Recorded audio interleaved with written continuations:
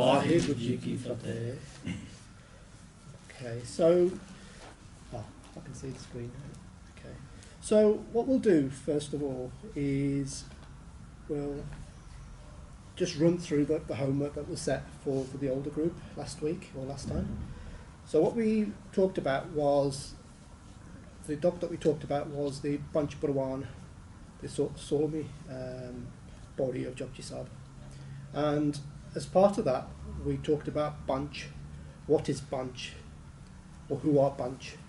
And to kind of illustrate the point and go into a little bit more depth, the Tokka in Siri Sukhmani Sahib, the Atmi Astvi, the 8th Aspati, talks in some depth about what a Brahmgyani is. So we kind of use the terminology interchangeably, that Brahmgyani and Panch, are kind of one and the same. So some of the lachan of a Brahmgyani, some of the traits, the attributes that we associate with them, are those ones that we talked about when we talked about the Panch. And we'll just, I think that the homework that we set you was for you to give us some examples out of the 8th Aspati to talk about what a Brahmgyani is, what they're about, how they, what their lifestyle is like, and that sort of thing. So, who wants to make a start and give us some examples? Just give us 1 or 2 examples each. Dijad, I know you're dying to tell me. Go on. Yes, he's got his book.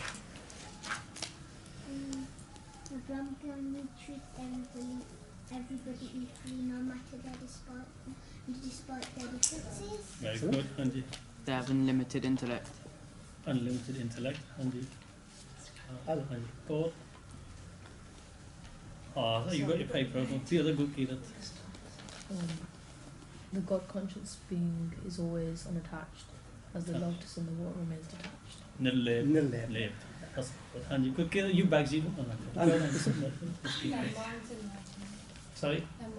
Their mind's enlightened, yeah. They use Naam for support. Yeah. Naam support. Or yeah. Da wasn't that a third. Go to what आपको?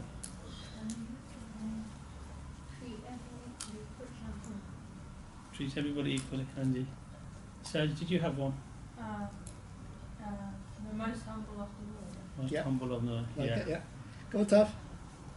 Free of sin. Free of sin, yeah. Tell them, George.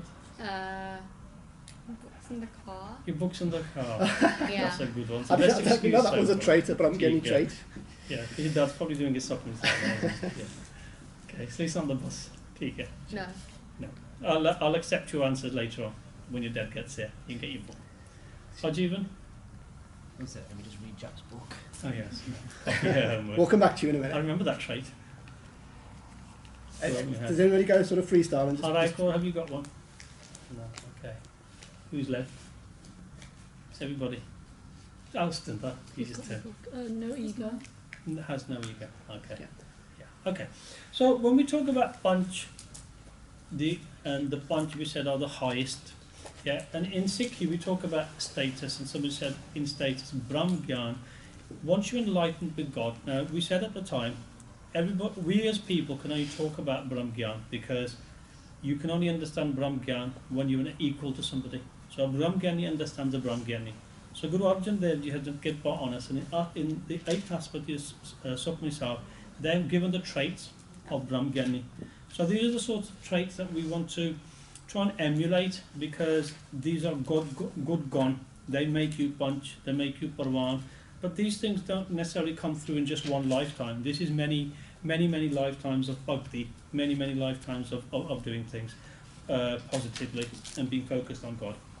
But we'll cover some off because it is important, because that last body links into the next 2 body as well. But the highest people in Vaheguru's Qudrat are those that are Panch. And we said that the Panch are Parwan and they're Pardhan. The reason why they are all of these things is because of some of the qualities that we have. And these qualities aren't easily achieved. So the slok that starts off the 60 before the Ashtapati is Man Satya Mukh Satya Soy. That the people of God, the Brahmgyanis, their man is Satya, their mind is true. In their mind is true. and on their on their mouth, on their lips, is the thought and the praise of one. So man sacha mukh sacha so avarna pekhe ek spin koi. They only see the one. They're only interested in Vaheguru. Nanak e lachan, and by some use the word lachan. Lachan are qualities. Nanak e lachan Brahm Gyani hoy. And then Guru Arjan Dev Ji then gives us 8 bodinga of the status of the Brahm Gyani. And you've given us some of these. Always unattached, I think we'll give us unattached. Naleb. We used the word Naleb before, yeah? Sada Nivasi. Sada, the Vaheguru is Nivasi and everything, but equally Naleb is unattached. And the Brahm Gyani is also unattached to this world, to the worldly things. They're attached to God. So we won't do them all, but the idea behind this homework was to get you to go away, and even if you don't do Siddhi Sukh Sahib, is to start to look at the meanings of some of the terminology that's used in Sukh Sahib. This is Sukh Sahib, yeah? Yeah, and we'll be doing more of this now, where we kind of cross-reference Bani, Yeah. because your understanding becomes that much stronger when you cross-reference Bani. And you can take an example out of one Bani, and then you can see various other examples of it as well. It sort of reinforces the message for us. So that kind of sort of cross-understanding of Bani can only make us better and stronger in our understanding. And also help with your vocabulary. So I think we've used the word dheeraj before as patience, yeah? Brahm Gyani pe dheeraj ek, yeah? Brahm Gyani has that steady patience. They're very steady. They don't get angry. They don't focus their attention on worldly arguments. They're focused on God, yeah? So we won't go through them all. We've just seen a lot of them. Yes, and one of the attributes that we have about a Brahm Gyani is that they exist forever. Now, when we talk about a Brahm Gyani, we know that in a physical sense, a Brahm Gyani will breathe and will have the same attributes physically as we do. But what they do have is this idea of their kind of existence continuing forever is in a spiritual sense. So if you think about Brahm Gyanis that we talk about in Bani, we talk about Brahm Gyanis in our Itihas, we still talk about them in some cases many hundreds of years later. So in that sense, when we say that they sort of exist forever, is in that context. That what they have done, because they've become one with Vaheguru, they then become to exude the same attributes. You know, we talk about Vaheguru being Nechal, being unchanged, constant, permanent, Atal, permanent again. Those are the attributes that the Brahm Gyani then takes with them. They share the same attributes as Vaheguru himself. So that's where some of these examples come in, where you think, well, a Brahm Gyani can't live forever. Surely, he'll have a lifespan in the same way, or she will have the lifespan of a human being. Yes, in a physical sense, but in a spiritual sense, they live forever. Yeah. So when we talked about the mind, we said the mind was divided into 4: Man, Buddh, Chit, Ahankar, or Ahan, which was Man. So here it says Brahm Gyani ke nahi abhiman. The Brahm Gyani has no pride in themselves. Their Man is in Vaheguru. Yeah, and we said that when we talked about Man, that their Man is in Vaheguru. So they're abhiman. They don't have egotistical pride. They are focused. Their Man is Vaheguru. Yeah, and we say here Brahm Gyani Ujte Ucha. The Brahm Gyanis are in the highest state. Vaheguru is highest, so the Brahm Gyanis themselves are high in mind. So as I said, we're not going to do all of them, but that was to get you to go away and read that body, read those 8 bodinga that make up the Aspati. So today we'll be setting you some other homework, how to Sukh Sahib as well. So thank you for doing that. I think hopefully it was useful for you to do that. Okay, so we'll talk about the body now, the Dharmic body of Shri Japji Sahib. And what we'll do, we'll start we'll start with doing the part first of all, as we would normally do.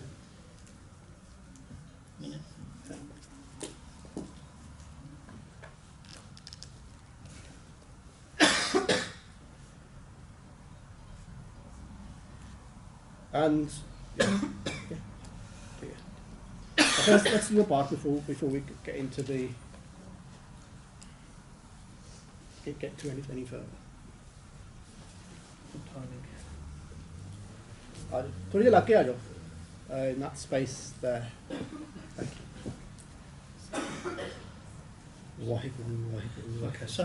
So let's all together do the part first of the 17th point. Okay, all together. Asang jab.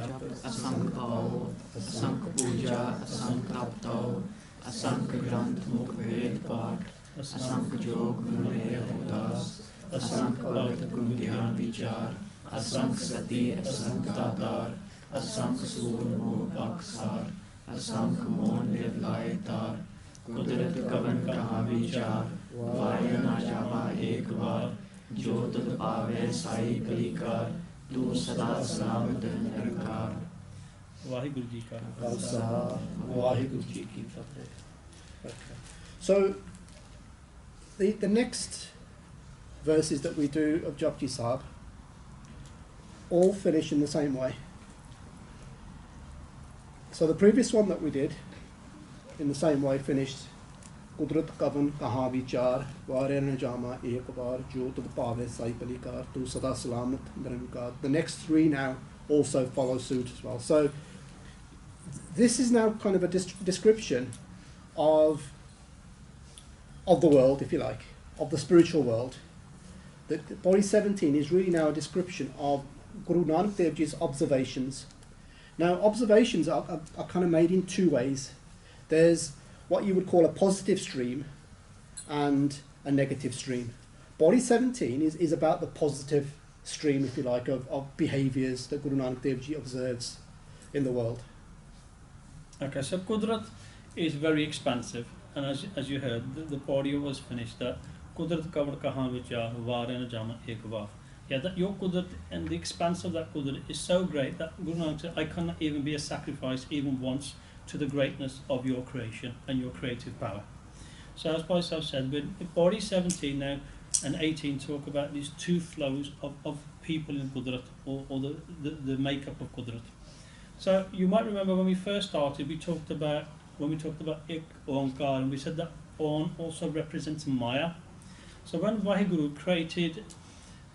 moved from the Nirgun Sarup to the Sargun Sarup, from a non-physical form to a form that we could see, then Vaheguru kept a barrier or a veil between Vaheguru in their Nirgun Sarup and their Sargun Sarup. And that format was called Maya. So Maya manifests itself in many different ways, but it categorizes into three main categories. Those three categories of Maya we called Rajogun, Satogun and Tamogun. Do you remember that? Say yes. And those that do Jap Sahib, Yeah. you'll read references to these three states as well. Okay. And then we said that these were people with a certain types of character. So, okay, they're bandera sawa aidandaya. And sometimes you get some people that are really angry and arrogant and this, that, the other.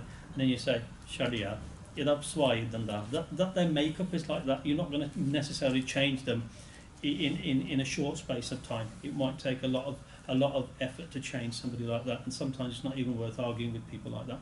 But equally, there's people like we heard. Remember, the Brahmgyan state and the Vaheguru state is outside of these. Remember, we said once that outside the three gun, yeah, and Vaheguru is outside Maya. Vaheguru does not exist in Maya. Vaheguru is none of these states, and and Brahmgyan is also outside of this state as well. But generally, in the world, there are good people. They're in between people, and they are people that we call in the lowest state, in this tamogun state, and they have very little regard for other people in the world. They're very cruel. They're very nasty in their thought processes. If you were summing it up, you could kind of say that there are the ones at the sort of Sotogun end of the spectrum are ones that kind of appreciate that they are a man, that they are a spirit, that they are more than just a physical. And as you move across, that kind of consciousness of being a spirit becomes less. So in the Rajogun, it's kind of diminished somewhat. So they're kind of edging towards the physical as well. And then those ones that they Tamogon, at that end of the spectrum, pretty much deny that they are a spirit, that they have no spiritual kind of belief, no spiritual kind of actions, behaviours, attributes, lachans, or whatever you want to call them. So that's another way of kind of trying to understand what the three categories are. Okay. So if we look at the flow of good, too far. The Satagun type of traits we said were charitable goodness, and they're not dissimilar to some of the things that you probably read about in the Brahmgyan state, but these people haven't reached Brahmgyan state yet, but they are at least picking up these qualities. So many people might live many hundreds of years in a particular status, but what happens is that they pick up these virtues. So the types of virtues that Satogun people have are calmness. We talked about Dheeraj in Brahmgyan. Humble, no ego. They're seva orientated. They're going to do somebody else's bala, not just their own. They have a sweetness in their speech. Korani bolde, mitte bolde, when they speak to people. They're clean and tidy in their habits, in how they are. They have a control over their anger. And so they avoid unnecessary conflict. Yeah? And they always help others. So these are the types of gun that we associated with people that are satoguni and that are positive in their outlook. And these are the sorts of people that exist in life. But to say that the flow of good and bad has existed always, and they're really two sides of the same coin, and we can say opposing flows have existed forever. From the point Vaheguru created the creation, good and bad have always existed, and different sides. So where there's laughing, the opposite of that is crying. Yeah? Where there is birth, the opposite of that is, where there's day, there's, so you know all this. Where there's flowers, these are roses now I'm thinking about, there's thorns. I thought you'd get one of those in there somewhere. Where there's honour, there's dishonour. Where there's happiness, there's sadness. These things, they come together, yeah? And they've always existed. And that's why we have a body 17, because Guru Maharaj is saying is that there's the positive flow of people and there's the negative flow of people. Which is why in Sikhi, one of the sort of recognitions that we have quite early on in our spiritual journey is that we kind of understand pretty soon that in life you won't derive happiness just through life, just through doing what we do, eating, sleeping, and all the other sort of functions that we do. There'll be never happiness in that, because if you do enjoy a period of peace, you know that around the corner there'll be something that'll take that away. If there is happiness, you know the other side of that coin is sadness. So people that drive their kind of happiness just in life, you know that's a short-term thing, and it's a recognition. And that's one of the things that in Sikhi that we do is we keep it real. We have to keep it real, because if we don't, we can be in this sort of mindset that says, it's life, well, just enjoy life as it is. And that's obviously opposite what we would do.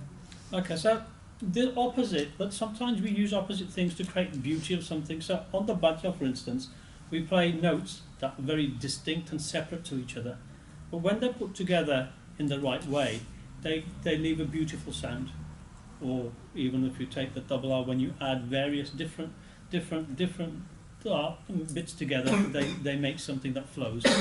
Likewise, one of the beauty of the world is that there's good and there's bad, and there's honour and dishonour, there's day and night. They all are part of God's fascination of creation. Yeah, I guess it kind of begs the question then: is this something new that we have this duality, if you like, of good and bad? People's experiences are positive and negative. Is that something that's new to this? Is this just a Galjuk thing, do you think, or a recent Galjuk thing? Has it been in all the ages, or is it just peculiar to Galjuk? Anji? More in time to get most issues like to set down, but the others like to Yeah. So there is more evil in Galjuk, but that's not to say that it didn't exist in the other traits. Anji? Can you say good and bad has been everywhere because God's the only thing without duality, which must mean everything else does have some kind of duality to it. That's right, and that's sometimes what causes the issues. Okay, so let's give you some examples. Okay, let's go back. Let's think of it from go back into a different age. So we go back into a different age. Now it's soon going to be Diwali, And often Diwali is associated in Hindu philosophy, but about who? Who in Hindu philosophy is Diwali about? Rama and Sita. Okay. So when people in India talk about good and evil, at the time of Rama and Sita, what happened to Sita? Hanji? Got Kidnapped. kidnapped. Kidnapped. By who? Can anyone remember? The 10-headed Hanji. Just going to say it. He had 10. It is Ravan. Ravan. Okay. So the example is from a different jog. But people, if you get your granddads probably now, they probably sit on the benches and they go to meet some other guys their age and goes, Sama bara bera. These are bad times. When we were younger, those were good times. But the point we're making is that actually good and bad have existed because their grandparents before them will say exactly the same. And when we get into Baba mode in the future, we'll just say, Sama bara bera. We were young, it was good. Yeah, do you get that, Jenna? Yeah. So those are some examples. So another example. So people at the time must say, this is a bad time. Ravana's kidnapped Sita. Okay. So what do we know about Dhruv? Anyone know about Dhruv? Ram Japoji aise Dhruv. There's references in Bani about Dhruv Bhakt. Okay. Dhruv is a Bhakt of a different age. But Dhruv was, when he was young, his father remarried, and the new queen, when Dhruv was sitting in the laps of the king, was forcibly taken out of his laps and thrown to one side because it wasn't her son. And people at that time said, these are bad times. Sama bara bera. Sama bara bera. That's what they said. That's what the old people say. And then if you think about, Prahlad isn't here today. So what did Harnakash do to Prahlad? He would have told me today. And He said that he wasn't allowed to he jump. was- He was only allowed to jump. yeah. Anything else? Kind So of, kind of tortures that he did to him. what did he do to him? Tried to get him to sit in the front. Sit in Yeah. fire. Or Tie him up against. Angie Drowning. trying to drown him. Very good, yeah. Yeah, so he tried pretty much everything to destroy Prahlad, and in the end he kind of was overturned by Vahiguru's strength. But again, what would have happened at the time? The Rabda Bhagdaya, why is he having to endure all of this from Harnakash? Would have been what people would have said at that time. And that jog wasn't Galjug, that was pre-Galjug, that was. So, when we asked the question, has this duality of good and evil, positive stream, negative stream, been something new? Well, it's not. It's something that's existed. So if we now move on to Ityas in culture of the Guru's period. Now Guru Nanak Dev Ji was the embodiment of Vaheguru. What sort of things did people call Guru Nanak Dev Ji when he preached his message? Did Guru Nanak Dev Ji get a positive Reception, welcome everywhere he went? Yeah. So people refer to Guru Nanak Dev Ji as Putana, as Batala, as a ghost, as somebody who's deranged. His ideas were different to the time. When he went to Baghdad, he was threatened to be stoned. Yeah, Angie? And to be thrown in a well. Yeah, thrown in the well. Yeah, well remembered. remember? Yeah. Okay. So, and people at that time said these are bad times. Holy people have been treated like this. Guru Arjan Dev Ji, the embodiment of calmness, had to endure sitting on a tatti tavi with hot sand poured on their body, and endured being kept in the heat of the months of May and June. Yeah. And as we approach the Shedi of Guru Tegh Bahadur Ji as well, Guru Tegh Bahadur Ji was the embodiment of Tyag and Barag. And yeah, Maharaj is taken to Chandni Chowk and is executed. And guess what people said at that time? So the embodiment of Tyag and Barag has been executed by Aurangzeb. What a bad summer this is, what a bad time this is. So this kind of behaviour, these ideas in Sikh Ityas as well, every time there was an incident like this, even when we had the Kullukare, people said the same thing, that what is going on? Why is bad things happening to good people, essentially. So equally, if you take the Shidi of the Chote Sahibzade and the imprisonment of Mata Gujar Kaur, all these things, people said these are bad times. But Maharaj saying is actually good and bad have always existed. But good has to take precedence over bad. and people need to be going, if they want to be part of Vaheguru, part of God, then change kam karo, do the right things, enter the phase that gives you good things. Yeah. So if we take this century, you know, if we take, we've lived through the 80s, we've seen two kalukaras with our eyes, and people said then, what will become? These are bad times. Yeah. But Vaheguru always protects the right doers and you know, destroys the evil, and will continue to do so. So that good and bad will continue. Yeah. But the point here is that this body and the next body is about the good and the bad in God's creation, and that's actually God's hukum. Yeah. Yeah, so the key learning here is that Qudrat has two forms. It has a positive stream and it has a negative stream. That's what the take-out is from here. Okay, so if we start then the first doc altogether, Asank. Job. Okay, Asank ki hunda? Anji. Countless. Okay, you know actually it says that on there. Do you know where the word comes from? Sank. If a sunk is countless, what's the sort of number that you could associate, or the value you could associate with sunk? One. A whole lot more. Okay. This is if you ever go to Punjab, you go to India, they use a slightly different numbering system to us once they get to past 1,000. Yeah. So we say 1, 10, 100, 1,000, 10,000. But they use lakh for 100,000. We tend to just go straight to a million from there. But in the Asian part of the world of civilization, they always use this.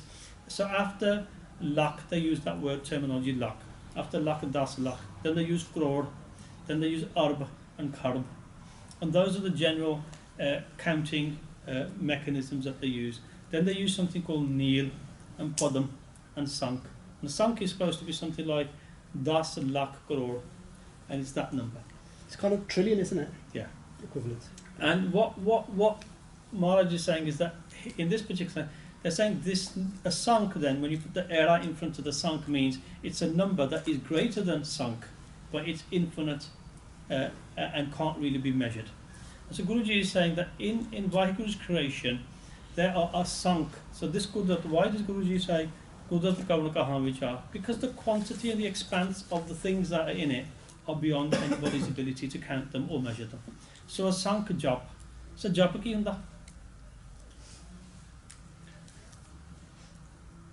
Over four hands, Hanji. Like to contemplate or discuss, Okay, yeah. meditate. Okay, so what does jap mean? To meditate. Yeah. Meditate, yeah. Repeat. Yeah. So when we do Jap Ji Sahib, the name of the Bani is Jap, and we call it Ji and Sahib through respect. So to meditate, to contemplate something, is that Guruji says there are asunk types of Jap. There's not one type of Jap, there's countless types of Jap, and there then are countless types of people doing that Jap. So there's asunk Jap and asunk types of people doing Jap. Yeah? And Jap is a very high status. People that do Jap, that's why in Sikh Maharaj says to do Jap. Those that do Jap are in the stream of good. They're a Japadaya.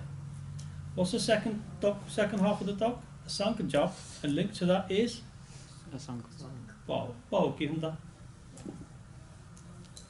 Yeah, go. Love.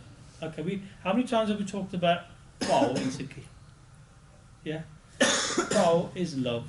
And Guruji says that these people in this stream of goodness, yeah, they have to have these two things together. Jap with Bao. Jap that contains love. Not jap that is just on the surface and we're showing people as a jap kar there. Yeah? That's what we talk about. Sacha del, honest, true heart. Yeah? So countless are the japs, the types of jap, and countless is the Bao, the love for Vaheguru in different forms.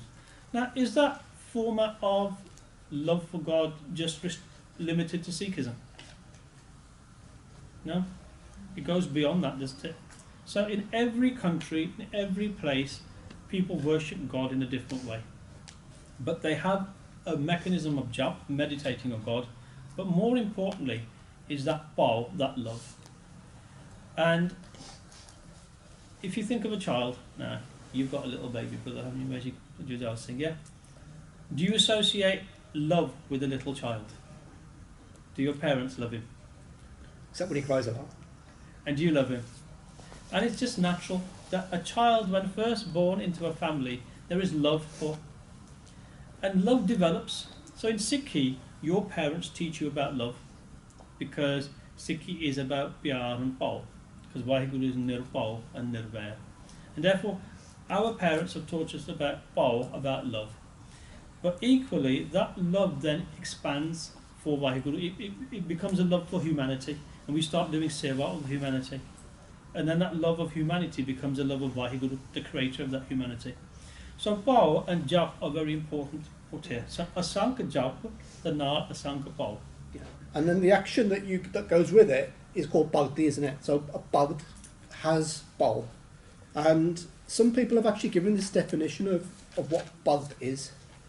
The baba in bhakt is often described as pao. The gagga is gyan, knowledge. And the tatta is defined as tap. So you put the three things together, the pao, the gyan, and the tap, bhakt ban janta. Those are the sort of three things when they come together.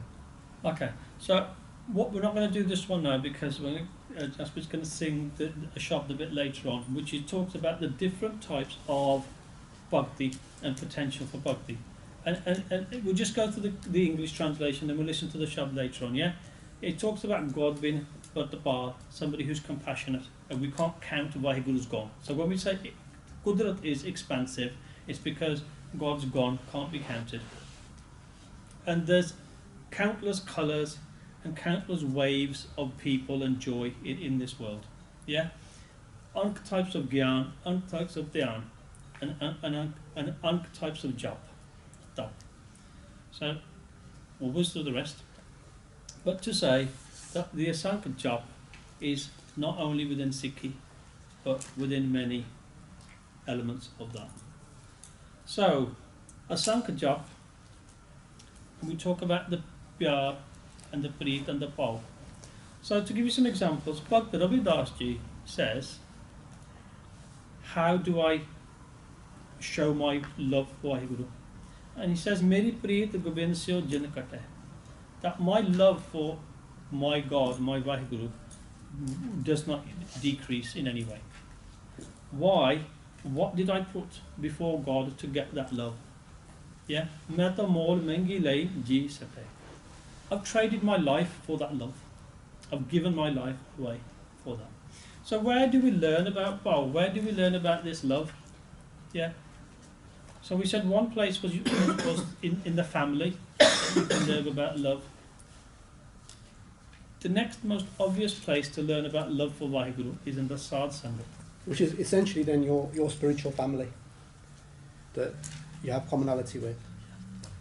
Because he says here, Sadh Sang bina pao nahi upajai. Yeah, pav bin bhakt nahi hoy teri. Yeah, that without pao, without love, which is learnt in the Sadh Sangat, then you can't have that devotion towards God. Because you have to have the pao, you have to have the love, and you can only get that by sitting amongst people that are equally minded and have a pyar for Vaheguru. Or we talked about the Brahm Gyanis and the teachings of the Brahm Gyan, to have those sort of qualities. And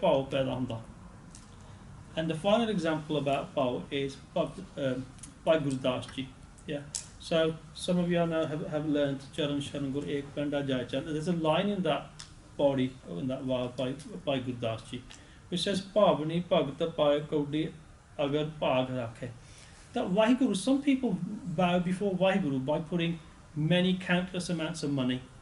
Hiyar Rupaya, 2000 Rupaya, lakh Rupaya. They'll do things and offer Vaheguru many things. Some will offer flowers. But by Guru Das Ji is saying, even if somebody is to offer a shell to Vaheguru, Vaheguru is more interested in your pao than the quantity and the value of what you put before Vaheguru. So here, by Guru Das Ji makes reference that if you put even a shell in front of Vaheguru, Vaheguru will shower you with love in return and give you naam. So Asanka Jap and Asanka Pao, whilst it's only 4 words, Asanka Jap and Asanka Pao mean an awful lot.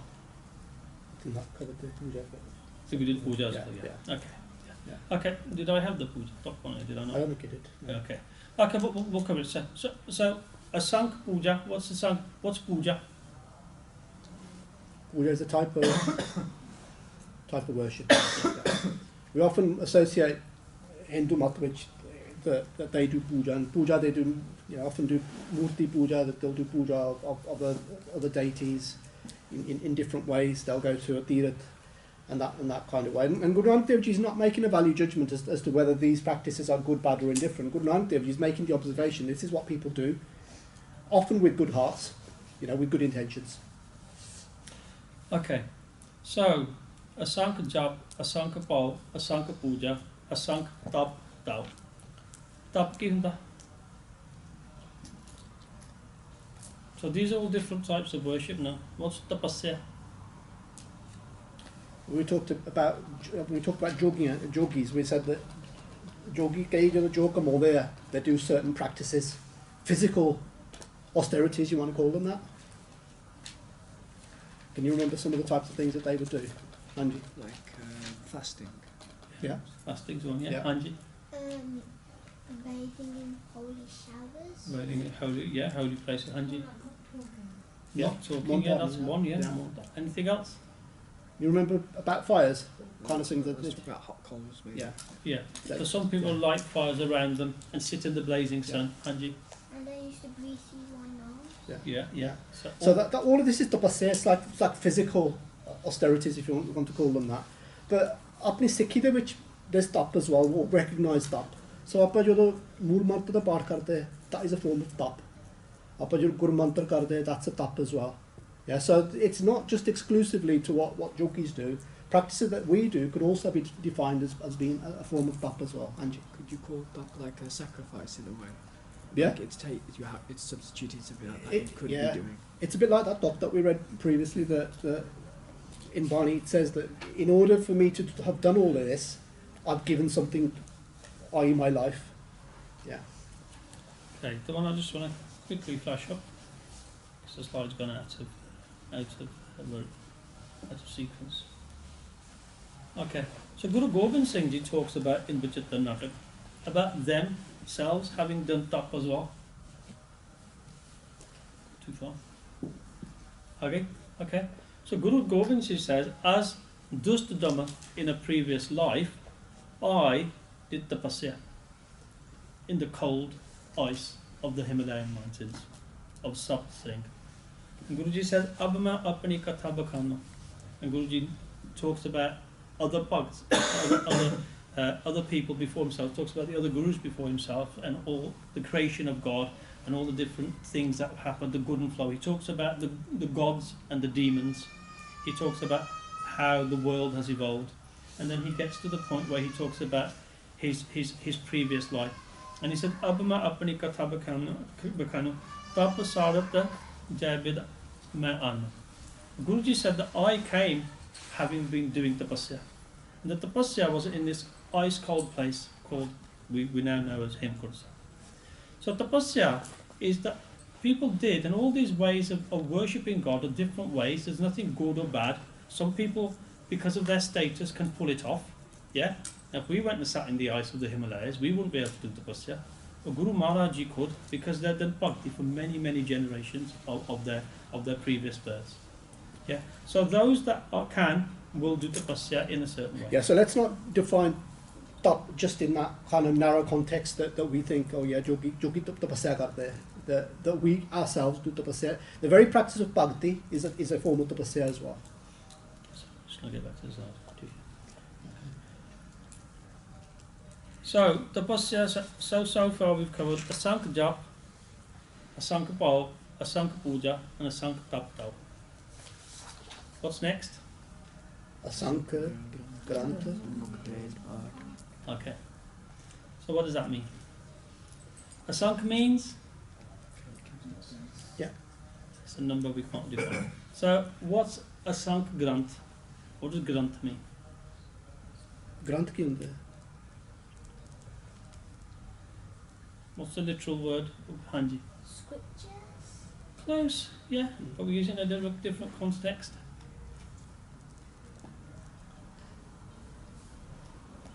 Haven't got one here. Okay.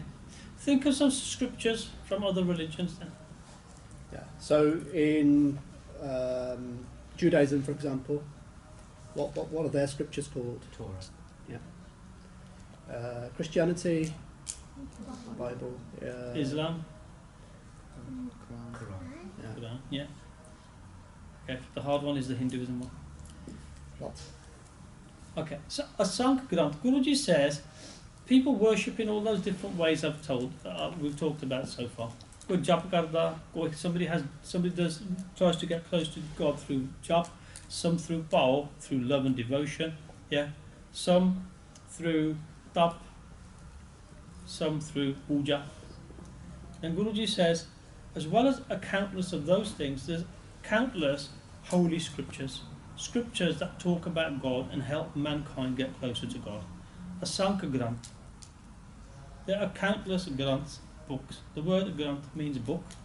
Yeah? Asanka Granth, then Mukh Ved Quran. Okay, so we said that.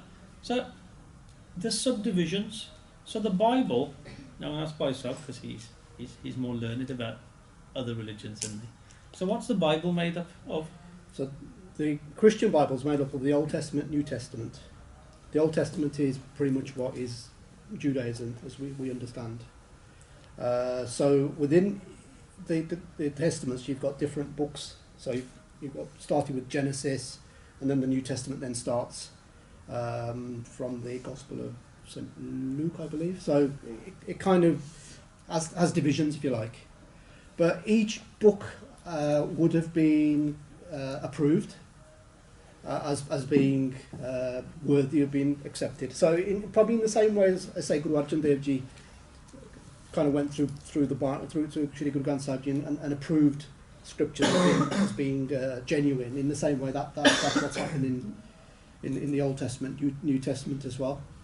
But the interesting one is how many scriptures there are within Hinduism. So we talk about 27 Simritis, 4 Ved, yeah, 18 Puran, 6 Shastra, 108 Upanishads. Within Upanishads, you have things like the caste system. So those tend to be more about how people should be living, or it's like a way of trying to create a situation and a social system by which people would live. And the caste system is pretty much enshrined within those scriptures. Yeah, and the Purans are more mythological about the gods and the demons and what happened in their lifetimes. We've not mentioned the Gita in there because Yeah. that is another scripture as well. Yeah. And it says, the reason why at the time it said Asank Granth Mukh Ved part. The Veds of all those scriptures was the ones that talked. Remember who wrote the Veds when we talked about earlier in chapter 7?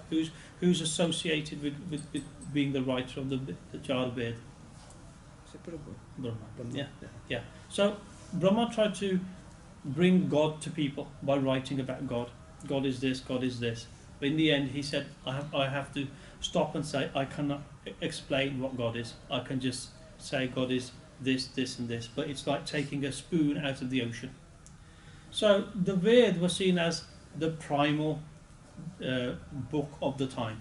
Yeah? The Ved is also something, knowledge is also referred to as Ved. So people say Vidya sort of comes from that similar type of word as well.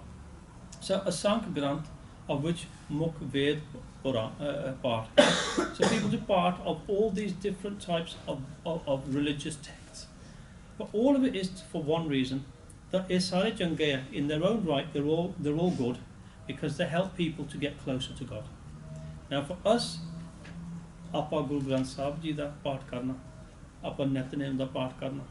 And we have subdivisions of Guru Granth Sahib Ji as Gotke Sahib, Panj Granthi, yeah, and other Baniya that we do. And some people, in addition to that Panj Baniya, will do Sri Sokamri Sahib, Asa Diva, and many other Baniya, and Dasam Granth Di Bani, to get themselves closer to Vaheguru.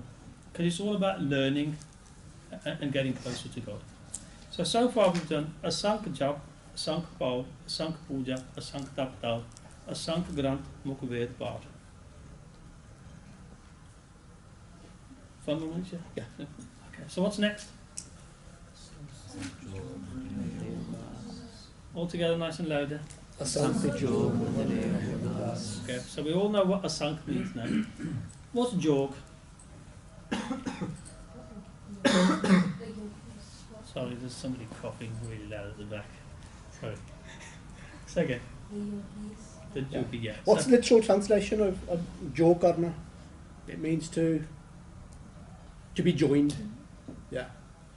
That's what a yogi tried to do, become one with God, and that's why they're called yogis. So jog karna means to become one with. Okay, so the yogis did many things. So when Guru Nanak Dev Ji went to see the Siddhs, who were a type of yogi, they would try and hold their breath. They would do meditation of certain types. So Guruji says there's countless of them. There's not just one sect of yogis. There's many sects of yogis, and they all have their own different ways of getting close to God. Yeah, and their attempt is to join with God, and they become yogi for that reason, so they can practice a way of getting closer to God. Now, whether that's standing on one leg and meditating on God, whether that's sitting amongst fires, these were all practices that they all did. But there were countless different types of practice. Asanka Jog. So and then the last part is then a reference to udas. What does udas mean? Like a translation of what udas means. And Yeah, you're talking about adasi now, aren't you? Similar, the word adasi comes from udas. What does udas mean? Separation. Separation's wrong, yeah. become, yeah. So, Somebody did a dance one day. They come kind of away from society, from life, if you like, to become detached. Yeah. So, and the practice is called being an udas, and an udasi. Then, as we've just heard, is what people often then make a journey to get away from the world, and to become sort of part of a different world, if you like.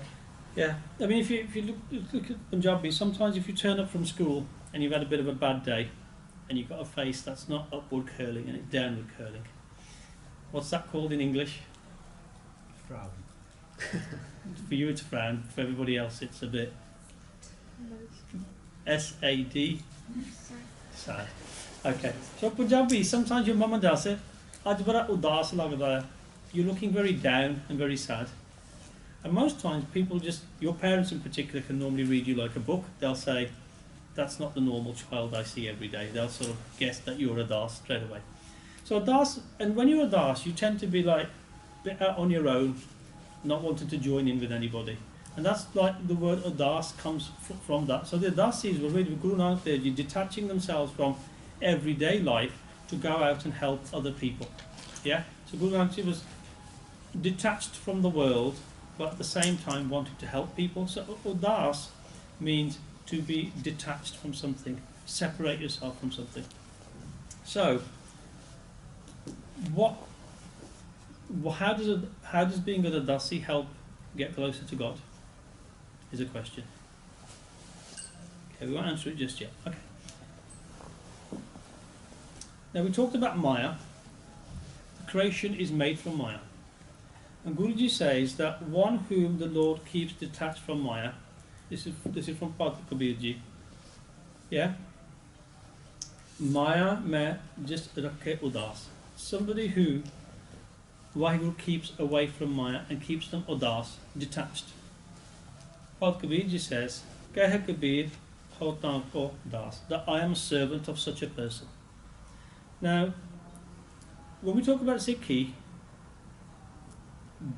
one of Guru Nanak Dev Ji's sons, Baba Siri Chand, started a religious movement, you could say. Do you know what that was called? No? It's called Udasis. And Baba Siri Chand became an Udasi. He detached himself from the world, and even today the Udasi movement exists. Yeah, they don't live a householder life. Now that's not to say that's bad, and sometimes people give a very bad write-up to Baba Siri Chand and say things they shouldn't. But Baba Siri Chand didn't continue with Sikhi in the way that we are, because we're all householders. Guru Nanak Dev Ji wanted us to lead a life in a particular. But people like Baba Siri Chand were able to detach themselves from the world without pretending. A lot of people will pretend to detach themselves from the world but are still attached to the world. And Guruji says if that's the way you want to be, then don't try and do bhakti by becoming an udasi. Do it as a householder. Do it as somebody who gets married, who has children, who lives with that. But udasi is not necessarily a bad thing. It was one way that people used to get close to God. I mean, lots of people took learning from the Udasis. So the movement that Baba Shri Chand started became a help and an aid within Sikhi during sort of historical times. So there was times when Guru Har Gobind Sahib Ji, Baba Shri Chand came to do darshan of Guru Har Gobind Sahib Ji. Guru Gobind Singh Ji actually sends some of his Sikhs out to do learning from the Udasis because they were learned, because their sort of spiritual level was very, very high. So, you know, you're right. I think there are times when people talk about Baba Shri Chand in a negative way. I think we should refrain from that because their avastha was very, very high. Okay. The other one, and we'll come on to the question I asked, how does being a das help you get closer to God? Bhai Gurdas Ji now says, Gursikh Jogi Jagde. He calls Gursikhs Jogis. Jog is just a way of getting close to God. Gursikh Jogi Jagde. But in doing so, Maya under Rain Udasi. That living amongst Maya as we do, they remain detached from the world.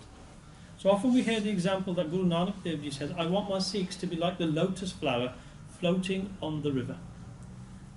Whilst the river in itself has got mixture and what we call bad things, the pollution of this world, the Maya of this world, you can still float above it. And God's Sikhs are like that. They are like the lotus flower on the water. They rise above. They're in it, but detached at the same time. So, Gursikh Jogi Jagde, Maya Andar Karan Udasi. That living amongst this world where money is pradhan, where having status is important, Guruji says you can live amongst all of that, but remain detached from all of these things. Don't become a servant to Maya. Live in it, within it, without being affected by it. So the question I asked was, how does remaining udas get you closer to God? And the answer to that is sort of around, what remaining udas does helps you place the world against God. God is an expanse that can't be explained, and the world is actually limited. But we get caught up in saying, this dunya is everything, this world and this life is everything. And Vaheguru says, no, actually, Bani says, the Guru says that Vaheguru is much bigger than this world. So why do you only set yourself, why don't you become slightly adas, detached from this world from a bhakti point of view, rather than actually just saying, my life is just work, money, my family, it's more than that. And that's why Guruji says, Naam vi japo, jap bhi karo, do whatever tap you need to do. But remain adas inside yourself, because you're adas, because you're separated from Vaheguru. So what the Gurus have taught us is that whilst we live, Gurujis have approved the life of a householder for us. So what we don't do is become full-time udasis, completely detached from the world. We have to remain as part of the world. So we live what's called a gresti jivan. Yeah, so it's a worldly jivan that we live. But in the same way, whilst we're living that gresti jivan, as some of the tuknas that we just read, we have to remain adas as well. We have to remain attached. So we have to realise that whilst that is something that we're part of, that isn't what defines us in its entirety. There are other and bigger things out there that we need to be conscious of and be part of. And finally, before we break, so Guru Gobind Singh Ji in Shabd Hazare that they've written, they say, Re man aso kar sannyasa. Yeah? Banse sadan sabe kar samjo manhi mahi udasa. That become adas, how? Not by denouncing the world and becoming an ascetic, yeah? But instead, it says here, consider your house as the forest and remain unattached within yourself. That don't be joined to Maya. Remain distinct from Maya. Feel the separation from Vaheguru and feel adas about that. then you want to make that join with Vaheguru from that point. A Saki that comes to mind about this idea of becoming or being part of the world but being detached from it is one of Guru Hargobind Sahib Ji. So a high status Pandit came to see Guru Hargobind Sahib Ji and was kind of concerned seeing Guruji sat on an asan, dressed beautifully, you know, as almost like a, you know, like a king. Guruji would then be sat on a horse, be hunting, and this person says to Guru Hargobind Sahib Ji, said, you are sat on the seat of Guru Nanak Dev Ji. Why is it that you're now riding a horse, that you're wearing shastra, that you sit on a throne? And Guru Hargobind Sahib Ji gave this answer that said that Guru Nanak Dev Ji taught us not to reject the world, but to reject Maya. To reject this idea of being attached to the world, but to remain attached to Vaheguru, but to remain detached from the world. Yeah, that he rejected not life, but the sort of negatives of life. So Guruji said that we are fakirs on the inside, but yes, we can be kings on the outside. We can look like Sardars on the outside. And that was the answer. And that really is our template. That as Grist Lok, as people that live in the world, that is what we have to aspire to. That andro apni fakiri chahiye, but on the outside, you know, we are Sardars, and we have to look and act like them as well. Okay, good point to break? Yeah. Okay, so go and take 5 minutes and we'll carry on. Then we'll get the little ones come back towards the end and we'll listen to a shabd that goes with this. And we'll yeah, 5 minutes. Yeah.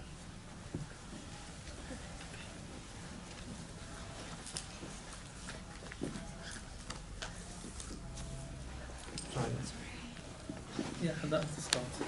Before we walked in. How the little ones doing in the check? I don't know. I'm going to go. You can pause that. Which is 4 weeks from now. It'll be probably bare tan then as well. Yeah. Okay.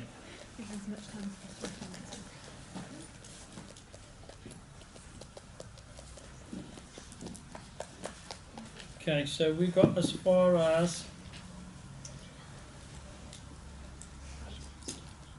Asank Granth Mukh part. We went further than that. Yeah, now we're on to okay. Asam Bhagat Gungyal. Okay, so then altogether Asank Bhagat and again Asank Bhagat Gyan Vichar. Okay, so this talk is about how numerous bhakts are. So what Maharaj is saying is that bhakts aren't limited to one country, one continent, one religion, one sect. Maharaj is saying that bhakts come from various countries, from various social status, from different and countless lands. And an example that's given here is that is given of sugarcane. A bhakt is a bit like sugarcane because a bhakt can do bhakti anywhere, and the fal and the ras is exactly the same. And it's a bit like if you were to grow sugarcane in one country and then to reseed it in a different country. The ras, the sweetness, would be exactly the same as in the host country. So bhakti doesn't really matter where you do it. Bhakti is just a state of mind, is what you do. It's not necessarily where you do it. So Maharaj is talking about how numerous bhakts are. And not only that, but what they do is when they do bhakti, they do vichar. Yeah, so it's not just a matter of sitting in one mechanical position and just repeating Naam. What they're doing is doing vichar at a high level. And when they do vichar, they think about the virtues of Vaheguru. And through their bhakti, we then take from them words like Gopal. You know, they'll refer to Vaheguru as Gopal. Gopal means somebody that sustains, that nurses. So all of these descriptions that we have from Bani are ones where people have actually done bhakti, people have actually done vichar, and then come up with these ideas, these terms that then describe the virtues of Vaheguru. Yeah, so we talk about Vaheguru as being Ramaya. So the word we often use in Bani is Ram. Now Ram isn't Ram Chandra, not what we talked about, Rama and Sita, of that fame, Ram in this context is Jera Sare Ramaya, that is diffused to everybody. Now, we talk about God being existing in everybody and everything. That is a description of Ramaya Ram, that he is within all. Yeah, then you get variations of Ram, like Ramaya. You know, in Asarag, Guruji writes, Ramaya ho Bharat Tera. That the one who is within everybody, I am your child. Yeah, Vaheguru. So the Bhakts have given God various names through their Bhakti, because when they do Bhakti, they focus on the Gun of Vaheguru. Yeah? They come back and they say, Tere gun bhakti mein ek na janya. Everything that we see is Vaheguru, they're gone. They can't be counted, but what we can do is sing the praises of God. So we'll call God Gopal, somebody who pals the tarti. Go means the world, Pal means to look after. All these names are given by Bhagats to God because they've recognised the Gun of Vaheguru and sang about those. You know, so they look at the world and they say it's beautiful. So the word Madhusudan means beautiful. Yeah, and there's many other names that we use. But the Bhagats aren't just in this jog, as we read every day. Yeah, in Rasad and in Asadivad, Hara Juga Juga Bhagata Paya. So the Bhagats have existed in every jog. Bhakti has been going on from day one of Vaheguru, and Vaheguru looks after his Bhagats. So Asanka Bhagata Gun Gyan Vichar. They take Gyan, they take the knowledge and learning of Vaheguru, and they focus on God's virtues, and then they go and teach other people about those virtues. So we talked about the Brahmgyani. The Brahmgyani will spread the message of Vaheguru to many others as well. So Asanka Bhakt Gun Gyan Vichar. Then the next talk, Asanka. Sati Sankdata. Okay. So Asank, we know, means numerous, countless. Sati, in this context, is somebody that is sat vadi hoye. Somebody that is so entrenched in sat, in truth, is everything about them is truth. So they speak truth. Their gaze is one of truth. They only hear truth, so they'll kind of glaze out when people talk about other things that aren't truth, or they'll completely not listen to anything that's not truth. They walk on the path of truth. Yeah, their actions are truth. So that individual is called a sati. So in Bani, you'll come across this term. Somebody that is satya is somebody that is so entrenched in truth. Is every action is one of truth. Is one of sat. Okay, so the terminology sat and sach are used interchangeably. Something that is truth, and Asadivar gives us lots of direction in terms of how we should lead our lives. Yeah, and in Asadivar, Guruji says, contemplate truth, sat, your actions, your deeds, how you interact. Yeah, satata par janinge jadide sacha hoy. So firstly, your heart has to be sacha. So you can't pretend to do bhakti because Vaheguru knows. Vaheguru is the ultimate person who will define what is such and what isn't, because Vaheguru is such. Satchata par janinge jadide sacha hoy. Firstly, in our hirda, in our heart, we have to be sache. Kood ki mal uttare, tan kare hacha toy. So what you do, you get rid of kood. Remember we talked about satyar and koodayar before? So Vaheguru says, get rid of kood and replace it with sach. Yeah? And then you are clean, not only from a bodily point of view, but from a man point of view. Sachata par janinge ja sach tare pyar. You've got to have love for such. So some people talk about such but not have any love for such. We talked about Bao, yeah? So having pyar for such, Vaheguru is such, so having such pyar for that. Now son manarasiyata pai mok dwa. So when you do that, and then you listen to Nam in when you are such, then your mind blossoms and moves forward, yeah? And then you get mukti, salvation. Tapai mok, mukti, mok dwa. Sachata par janinge ja jukta jane jiyo. Only one knows the truth when one knows the true way of life. Jukti, remember we said jukti means a methodology. So by focusing on Sach and Vaheguru's Naam, Sach da par jani jukt jane jiyo, you learn that jukti, that way of becoming truthful. Tartakaya sadke vich de karta biyo. Yeah, and then your man becomes ready to sow the seed of Vaheguru's Naam.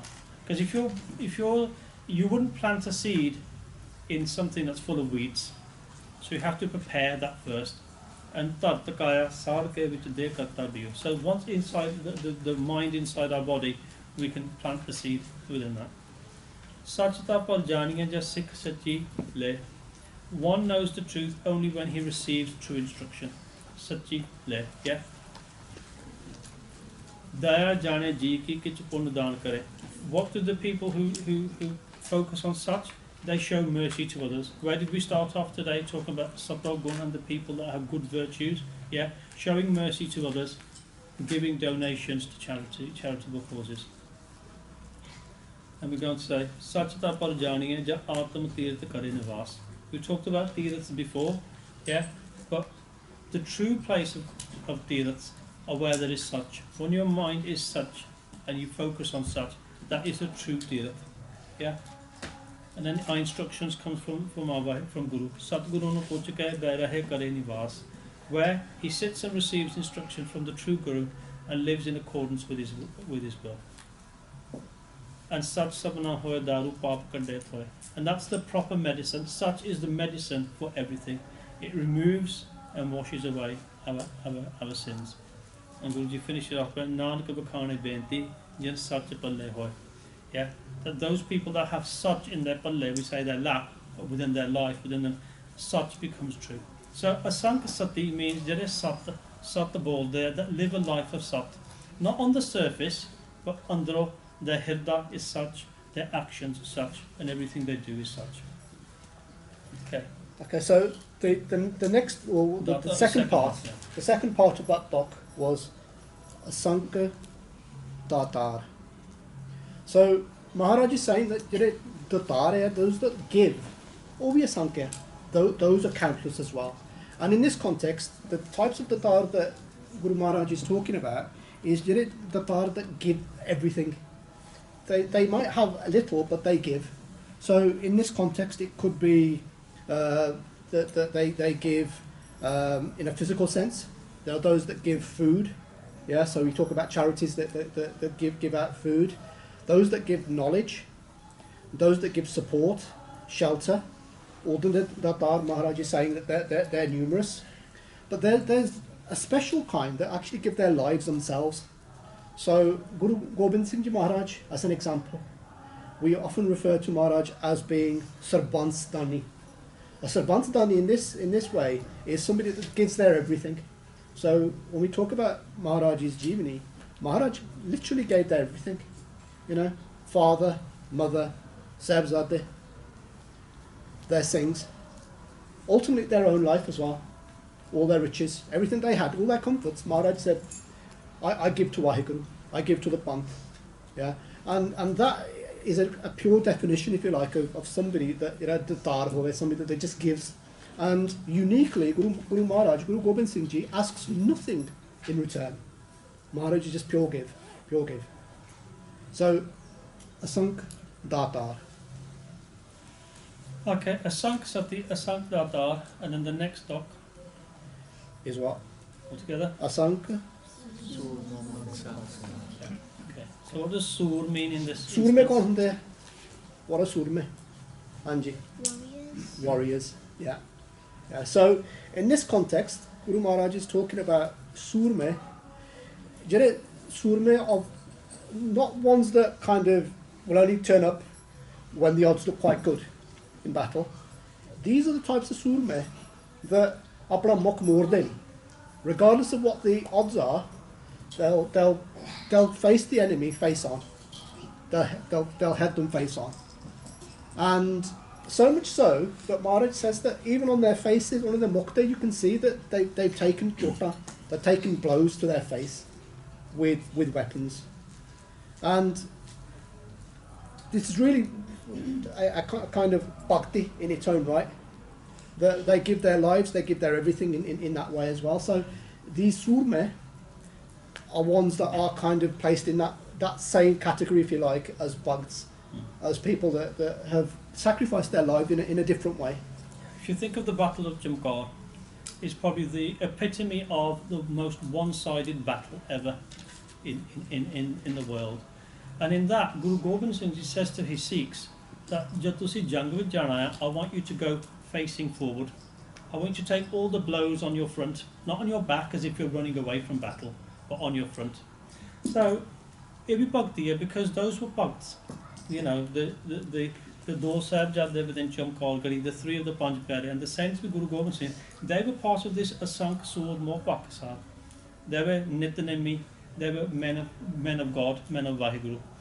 And people like that go forward and they don't turn their back on Vaheguru and God, on their Guru. And that's a bhakti, as Bhai Sahib said, that is also a bhakti as well. Yeah, so when we did the 18th century program, historical program, we talked about some Gorseks of very high avasta that in this type of way faced up the enemy. And we talked about Nawab Kapoor Singh, we talked about Jassa Singh Allawalga.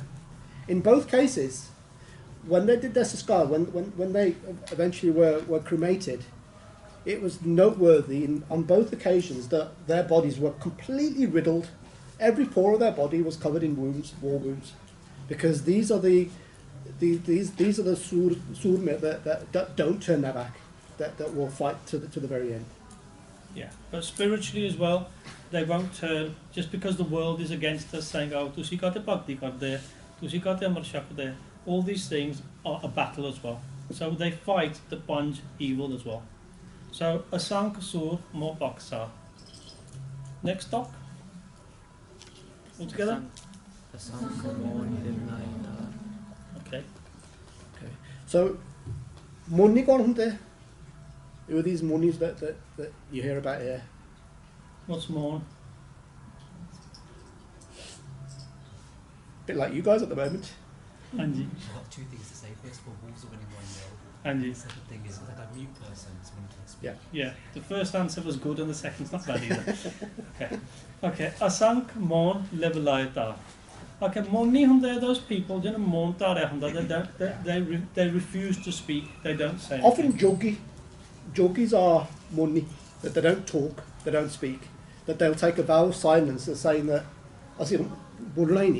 why? Because there's this understanding amongst Jogis and people of a spiritual avasta that when we speak and when we talk, apni jehdi shakti hai, our power diminishes, both in a spiritual sense and in a physical sense as well.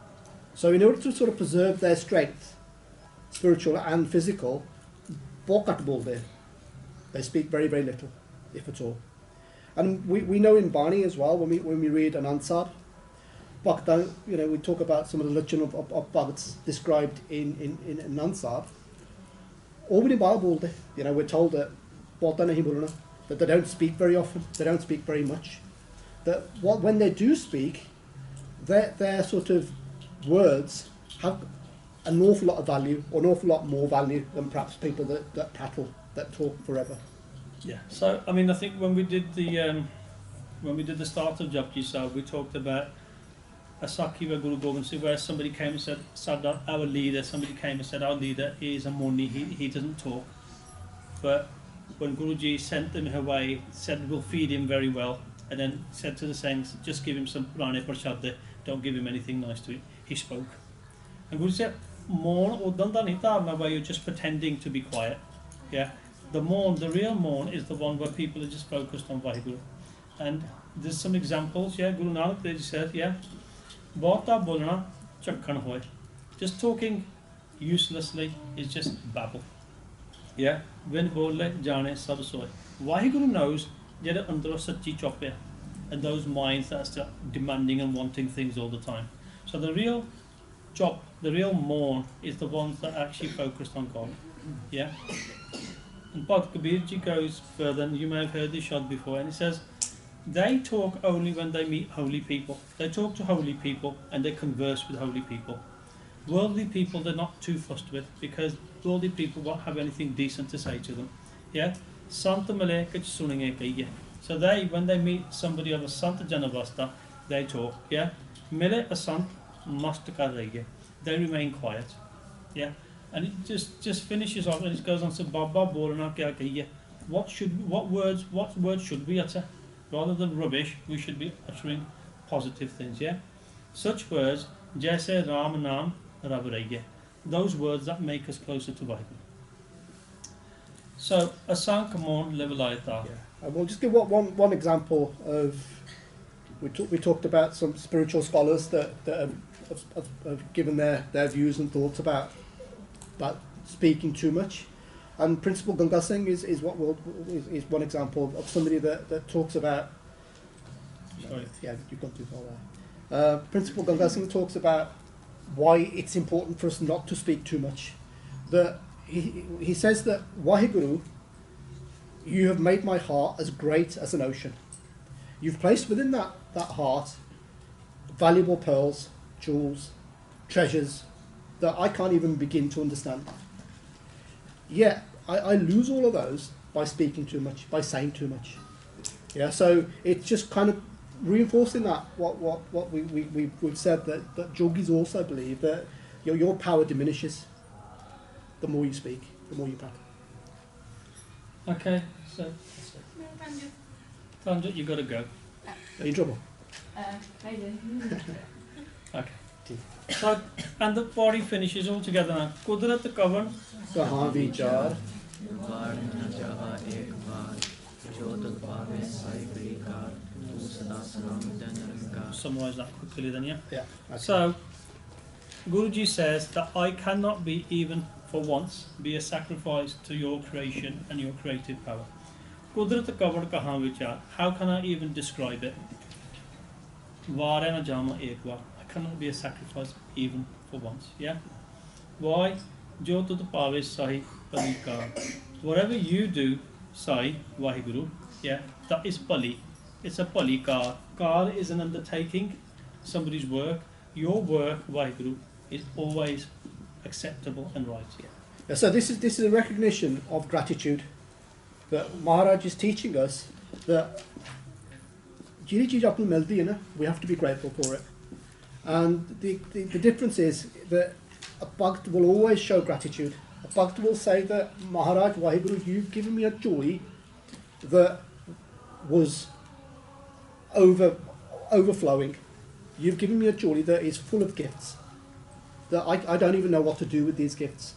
Whereas Jera Dunyawi Lokum there, they will say to Vaheguru, in a mirror, in a complaint, they'll say things like, Maharaj, ਤੁਸੀਂ ਝੋਲੀ ਤਾਂ ਮੈਨੂੰ ਬਹੁਤ ਵੱਡੀ ਦਿੱਤੀ ਹੈ ਪਰ ਕੋਈ ਕੁਛ ਪਾਇਆ ਨਹੀਂ ਵਿੱਚ ਕੁਛ ਮਿਲਿਆ ਨਹੀਂ ਸਾਨੂੰ. Yeah, so that is the difference between somebody that shows gratitude and somebody that shows the opposite. Yeah, and the avastha that we have to have is one that says, Maharaj, you have given us everything. You've given us more than what we deserved. Okay, so in summary of Kudrat kavan kahan vichar varan jaman ek baar jo tud pave sahi pali kar tu sada salamat niram. You are sada always salamat, safe and secure. And you are nirankar, you have no form, you are formless. So in Asadiwal, Guruji clearly says to us what is happening in Kudrat, what is happening in God's creation. And Guruji gives us further clues as what's happening in. Kudrat dese, Kudrat suniye, Kudrat pavasuksa. Everything that we see, everything that we hear is Vaheguru's Kudrat. Or it is through Vaheguru's Kudrat that we see and hear everything that we have. And all happiness that is abound in this world, and all fear and all danger is all part of Vaheguru's Kudrat. Kudrat Patali Akasi, Kudrat Sarv Akar, the nether regions, the solar systems, etc., they're all part of Vaheguru's creative power, Vaheguru's Kudrat. Kudrat Ved Puran Kateban Kudrat Sarv Vichar. We talk today about the various holy scriptures. In Asadiwal, Guruji says that all those contain Vaheguru's creative power. They're all part of Vaheguru's creative power. Kudrat Khana Pina Pen Kudrat Sarv Pyar. So we talked about all love, everything that we eat and drink is all Vaheguru's Kudrat, all given to us by Vaheguru through his power. Kudrat Japti Jansi Rangi Kudrat Ji Jahan. People doing all sorts of different austerities in this world, everything of different colours and kinds is Vahiguru's Qudrat. Qudrat nekiyan, Qudrat badiyan, Qudrat maan apman. So we talked about nekiyan and badiyan, good and bad. So these two paudiyaan we're talking about is the flow of good. So today we're talking about the flow of good. Next time we'll talk about the flow of bad. So those are this part of Vahiguru's Qudrat, the nekiyan, the good, the badiyan, the bad. Qudrat maan apman. The honour and the dishonour we talked about, all part of Vahiguru's Qudrat. Qudrat pani basantar tarti khak. The power, the Vahiguru's power is in the water, in the wind, in the fire, in the earth and in the dust. Maharaj concludes by saying, Sab teri Qudrat, tu qadar karta, paki nahi pak. Yeah, there's nobody equal to you. You are the purest of the pure, the holiest of the holiest. Yeah, Sab teri Qudrat. All Qudrat is yours. You are the karta, qadar. You are the doer. This is yours. Nanak hukme andar veke vate kota ta. Yeah, the Guruji says everything is within your hukam. The whole Qudrat, the whole creative force is Vahiguru. So we often say, yeah, what are these four paudiyaan about? They are about Vahiguru's Qudrat and the different things in Vahiguru's Qudrat. So that's the sort of the summary of this body. What we'll do is go back to a shabd now that, do you want to get yourselves ready? Yeah, a shabd that talks about the various different parts of Vahiguru's creation. Yeah, it's a partal. It's in two different tals on the tabla. Yeah, and it's by Guru Arjan Dev Ji, and it's in Rag Bhairav, I think. Yeah. So we'll listen to that, and it'll bring out some of the qualities and the different ways in what people worship Vahiguru and what is in God's existence. And then we'll summarise, get ready for next time. I think some of you have done your homework. So your homework for next time is in